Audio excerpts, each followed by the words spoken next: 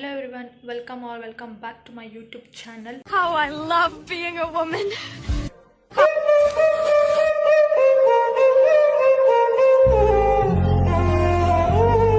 ಇವತ್ತು ನಾನು ಕಬಾಬ್ ಮಾಡ್ತಾ ಇದ್ದೀನಿ. ಸೊ ನಿಮಗೂ ತೋರಿಸೋಣ ಅಂತ ನಾನು ಯಾವ ಥರ ಮಾಡ್ತೀನಿ ಅಂತ. ತುಂಬ ಸಿಂಪಲ್ಲಾಗಿ ಸ್ವಲ್ಪ ಐಟಮ್ಸ್ಗಳನ್ನ ಯೂಸ್ ಮಾಡಿಕೊಂಡು ಯಾವ ರೀತಿ ನಾನು ಮಾಡ್ತೀನಿ ಅಂತ ನಿಮಗೂ ತೋರಿಸ್ತೀನಿ, ಬನ್ನಿ. ಇವಾಗ ನಾನು ಫಸ್ಟ್ ಏನು ಮಾಡ್ತಾ ಇದ್ದೀನಿ ಅಂದರೆ ಚಿಕನ್ನ ತೊಗೊಂಡು ವಾಶ್ ಮಾಡ್ಕೊತೀನಿ. ಇವಾಗ ನಾನು ಚಿಕನ್ ಎಲ್ಲ ನೀಟಾಗಿ ವಾಶ್ ಮಾಡ್ಕೊಂಡಿದ್ದೀನಿ. ಸೊ ಇದಕ್ಕೆ ಇವಾಗ ಏನೆಲ್ಲ ಐಟಮ್ಸ್ ಹಾಕ್ತೀನಿ ಅಂತ ತೋರಿಸ್ತೀನಿ ನಾನು. ಸೊ ಇವಾಗ ನಾನು ಒಂದು ಸ್ವಲ್ಪ ಅರಿಶಿನ ಪುಡಿ ಹಾಕ್ಕೊತಾ ಇದ್ದೀನಿ ಫಸ್ಟು.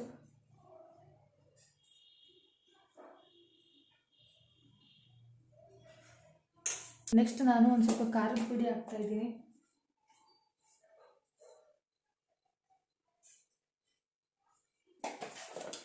ನೆಕ್ಸ್ಟ್ ಇವಾಗ ಉಪ್ಪು ಹಾಕ್ತಾಯಿದ್ದೀನಿ.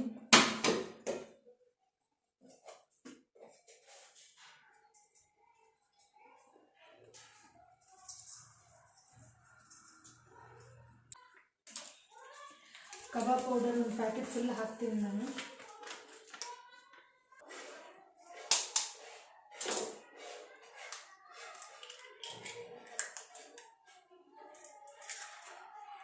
ಆ್ಯಂಡ್ ಇವಾಗ ಲೆಮನ್ ಕಟ್ ಮಾಡಿಬಿಟ್ಟು ಹಾಕ್ತೀನಿ.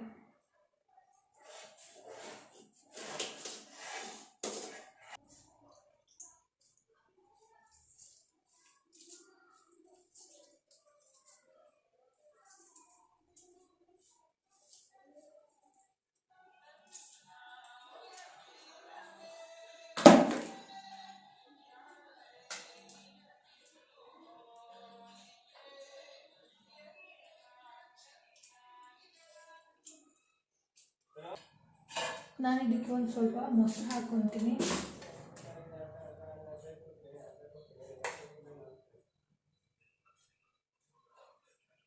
ಇದಕ್ಕೆ ನಾವು ಸ್ವಲ್ಪ ಕರ್ಬೇವಿನ ಸೊಪ್ಪು ಅಥವಾ ಎಳ್ಳನ್ನು ಹಾಕ್ತೀನಿ, ಬಟ್ ಇವತ್ತು ನಾನು ಹಾಕ್ತಾ ಇಲ್ಲ.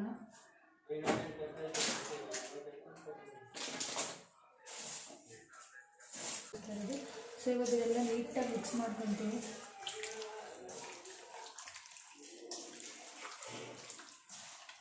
ಮಸಾಲೆ ಎಲ್ಲ ಚಿಕನಿಗೆ ಹಿಡ್ಕೊಳ್ಳೋ ಥರ ಬಿಡಬೇಕು. ಸೊ ಅದಕ್ಕೆ ನಾನು ಇವಾಗ ಇದ್ರ ಮೇಲೆ ಪ್ಲೇಟ್ ಮುಚ್ಚಿಬಿಟ್ಟು 1 hour ಹಾಕಿ ಬಿಡ್ತೀನಿ.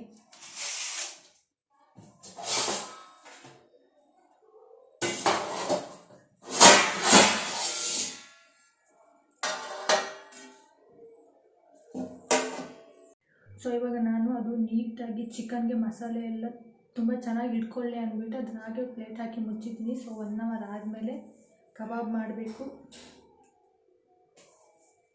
ತುಂಬ ಸಿಂಪಲ್ ಇಂಗ್ರೀಡಿಯೆಂಟ್ಸ್, ಏನೂ ಜಾಸ್ತಿ ಐಟಮ್ಸ್ ಇಲ್ಲದೆ ಸ್ವಲ್ಪನೇ ಐಟಮ್ಸ್ ಯೂಸ್ ಮಾಡ್ಕೊಂಡು ನಾನು ಇದೇ ಥರ ಮಾಡೋದು ಮೀನ್ಸ್ ಇವತ್ತೇ ಗೈಸ್ ಫಸ್ಟ್ ಮಾಡಿರೋದು. ಅಂದರೆ ಒಂದೊಂದು ಸಲ ನಮ್ಮಮ್ಮ ಕಲಿಸಿದ್ದು ಅಂತ ಹೇಳುವಾಗೆಲ್ಲ ನಾನು ಈ ಮೆಥಡೇ ಯೂಸ್ ಮಾಡೋದು. ಜಾಸ್ತಿ ಐಟಮ್ಸ್ ಎಲ್ಲ ಏನೂ ಹಾಕೋಕ್ಕೆ ಹೋಗೋದಿಲ್ಲ.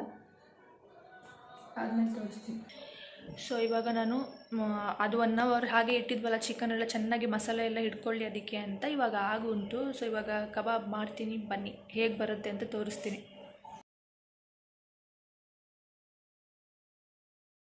ಇವಾಗ ಕಬಾಬ್ ಬೇಯಕ್ಕೆ ಹಾಕಿದ್ದೀನಿ.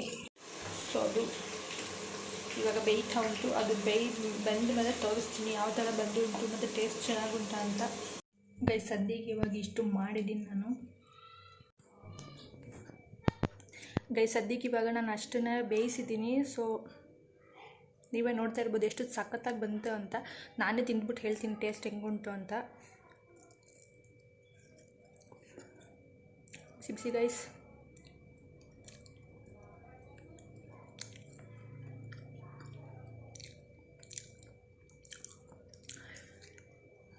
ಸಖತ್ತಾಗಿ ಬಂದೈತೆ ಗೈಸ್. ನನಗೆ ನಿಜವಾಗ್ಲೂ ಇಷ್ಟೆಲ್ಲ ಸಖತ್ತಾಗಿ ಅಡುಗೆ ಮಾಡೋಕ್ಕೆ ಬರುತ್ತೆ ಅಂತ ಗೊತ್ತೇ ಇರಲಿಲ್ಲ.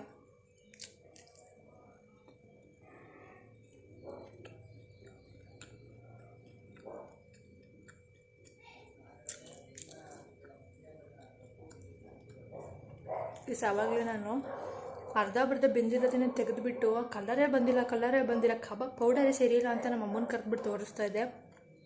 ಬಟ್ ಆಮೇಲೆ ಗೊತ್ತಾಯಿತು ಆಗಲಿ ಇನ್ನೂ ಒಂದು ಸ್ವಲ್ಪ ಬೇಯಿಸಬೇಕು ಅಂತ. ಸೊ ಬೇಯಿಸಿದ್ಮೇಲೆ ಚೆನ್ನಾಗಿ ಆಗುಂಟು. ಇವಾಗ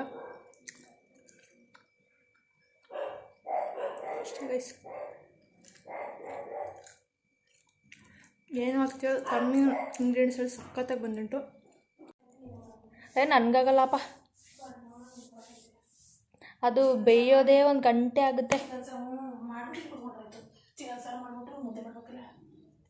ಓಕೆ, ಸಖತ್ತಾಗಿ ಮಾಡಿದ್ನಲ್ಲ ನಾನು. ಆಗಲೇ ಅದು ಬೇಯ್ದಂಗೆ ತೆಗೆದ್ಬಿಟ್ಟು ಕಲರೇ ಬಂದಿಲ್ಲ. ಓದ್ಸತಿ ನಾನು ಚಿನ್ನು ಮನೇಲಿದ್ದಾಗ ಹಿಂಗೆ ಮಾಡಿದ್ದು ನಾನು. ವೈಟ್ ಆಯ್ತಲ್ಲ ಅಂದ್ಬಿಟ್ಟು ಪುನಃ ವಾಪಸ್ ಅನ್ನ ಕಳಿಸಿ ಕಬಾಬ್ ಪುಡಿ ತರಿಸಿ ಮತ್ತೆ ಮಾಡಿದ್ದು. ಇವಾಗ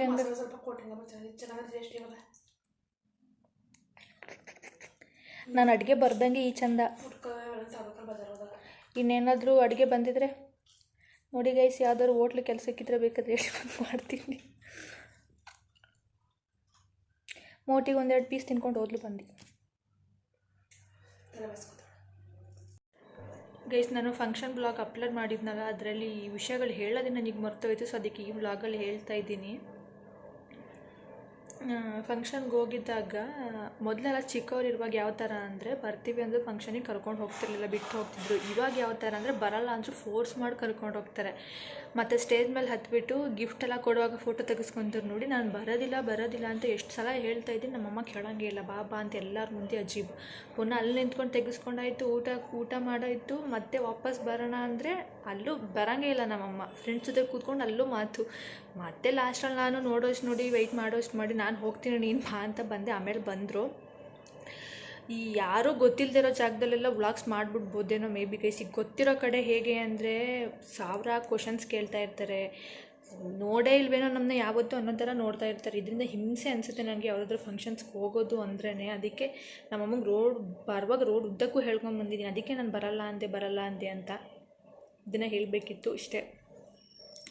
ನಾನು ಈ ವಿಡಿಯೋನ ಇಲ್ಲಿಗೆ ಎಂಡ್ ಮಾಡ್ತಾ ಇದ್ದೀನಿ. ಐ ಹೋಪ್ ನಿಮಗೆಲ್ಲ ಈ ವಿಡಿಯೋ ಇಷ್ಟ ಆಗಿರುತ್ತೆ ಅಂತ. ಇಷ್ಟ ಆಗಿದ್ದರೆ ಲೈಕ್ ಮಾಡಿ, ಶೇರ್ ಮಾಡಿ, ಕಮೆಂಟ್ ಮಾಡಿ, ಹಾಗೆ ಸಬ್ಸ್ಕ್ರೈಬ್ ಮಾಡ್ಕೊಳ್ಳಿ. ನೆಕ್ಸ್ಟ್ ವಿಡಿಯೋದಲ್ಲಿ ಸಿಗ್ತೀನಿ. ಬಾಯ್.